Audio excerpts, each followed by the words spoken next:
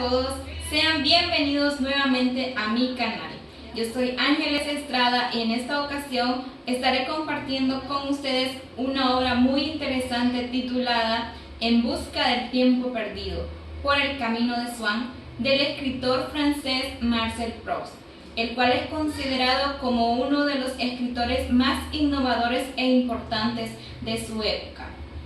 La obra, la cual fue escrita entre los años de 1908 a 1922, es considerada una de las obras más notables de la literatura francesa y universal.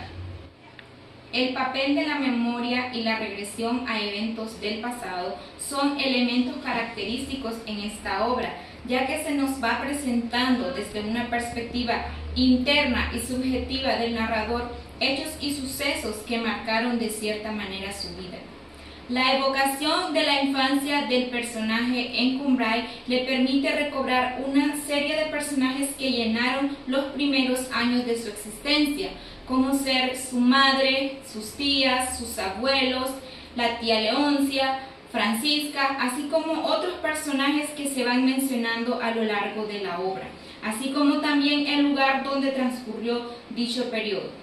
Proust da vida con palabras en este primer volumen de su obra a los recuerdos infantiles y preadolescentes del protagonista, que en ocasiones es mencionado como alguien poco animado y de frágil salud, más propicio a las ensoñaciones que a la acción, que no puede dormir sin el beso de despedida de su madre.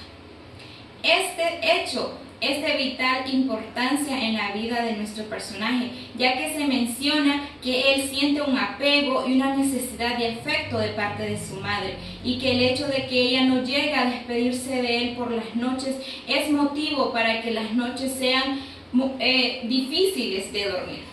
Así, las primeras páginas de esta obra describen con todo lujo de detalles, de sensaciones, sin prisa, con abundancia de recursos y ejemplos, su forma de dormir y los problemas que tiene para conciliar el sueño.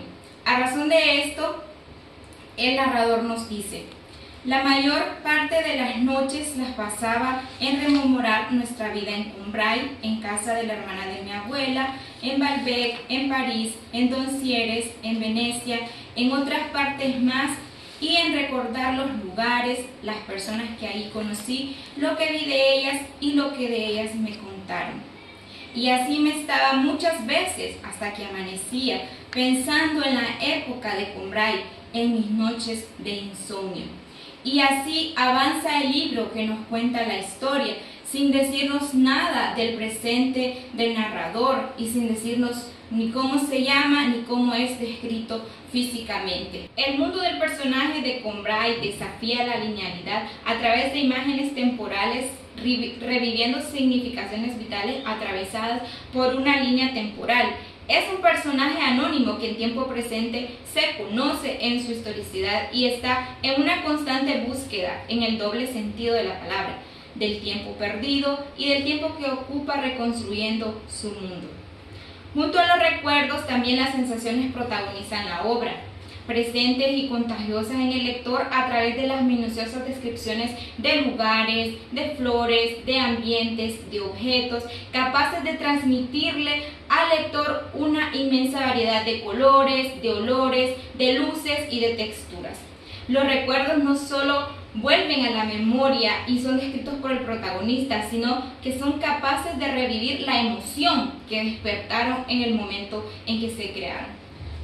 Proust muestra así el poder evocador de los sentidos, fuente de placer tanto en su momento primigenio como en su recuerdo.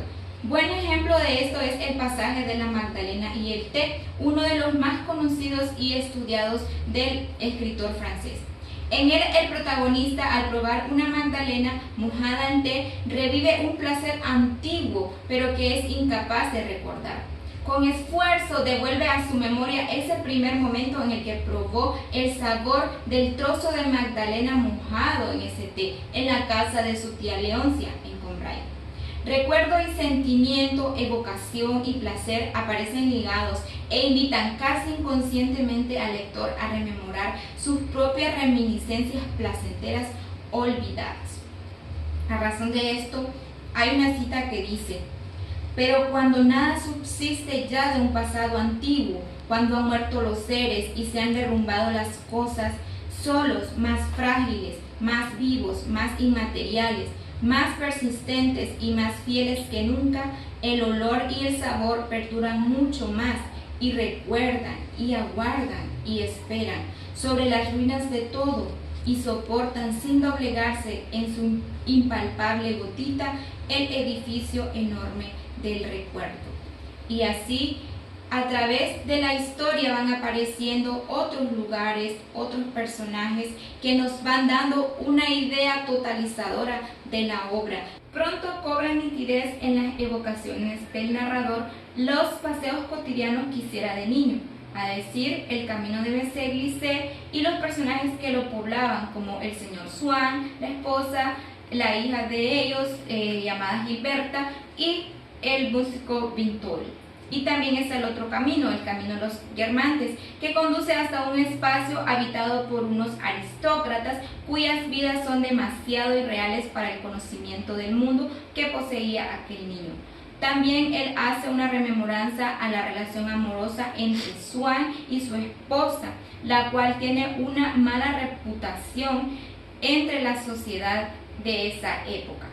Esto le obliga al señor Swann a frecuentar otros ambientes, como la casa de los Verdurin, unos nuevos ricos que encarnan los anhelos de ascenso social. En la última parte de esta obra, el narrador ya se recuerda a sí mismo como ese adolescente angustiado por su pasión amorosa hacia Gilberta, la hija de Swann. Y como trasfondo aparece el escenario social en el que se mueven los personajes, el ambiente de las altas clases de la sociedad de finales del siglo XIX y principios del siglo XX. Y uno de los elementos sobre los que reflexiona son las relaciones sociales, generalmente determinadas por unas formas rigurosas que sin embargo a veces se rompen. Otro de los aspectos centrales de la reflexión son las artes, representadas bajo sus diversas formas, a decir, pintura, música, literatura, arquitectura, teatro, entre otras. Las citas a libros, obras pictóricas, actores y actrices o piezas musicales son extraordinariamente numerosas y el proceso de creación ensalzado.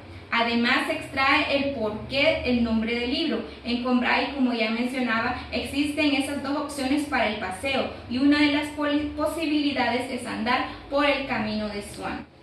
Esta obra se trata de un hito de la literatura, de una calidad literaria innegable y con una prosa extraordinaria que la sitúa como una referencia de la novela psicológica. Aún así, es evidente que se trata de una obra extensa con un ritmo argumental muy lento, lo que hace que uno tenga que estar mentalizado de lo que se va a encontrar. Se trata de una lectura muy exigente que requiere abstraerse del mundo y tener mucha paciencia para sumergirte en sus páginas. Sin embargo, la historia va calando y muchos momentos son memorables. En ella el autor indaga sobre los caminos del recuerdo a través de un lenguaje poblado de evocaciones capaz de demorarse en los recodos de la memoria a través de las largas estructuras lingüísticas que marcan el ritmo lento de la narración.